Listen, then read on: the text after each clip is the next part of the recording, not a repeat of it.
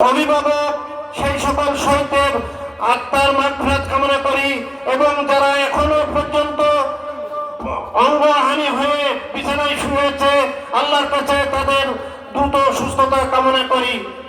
সম্মানিত ভাইরা, আমরা জানি 2006 সালের 28 অক্টোবরে সেই লগি বৈঠা তাণ্ডবের কাহিনী। গোটা বিশ্ব সেদিন অবাক হয়েছিল যে একজন মানুষ মেরে সেই লাশের উপরে আইনারা এরকম অত্যাচার করতে পারে। সুতরাং সেই 2006 সাল থেকে 2024-এর স্বাধীনতা আন্দোলন আমাদের সন্তান, আমাদের নাতিপুতিরা দেখেছে, চাচা চাচি বাপ ভাই, তাদের দ্বারা এই ফ্যাসিস্ট সরকার পতনের কোনো সম্ভাবনা নেই। 2024 সালের নির্বাচনের পরে যখন দেখেছে তারা এই অবস্থা, তখন তারা তাদের জীবনকে বিলীন করে দেওয়ার জন্য 18 কোটি মানুষের গণতান্ত্রিক অধিকার আদায়ের জন্য বাংলাদেশকে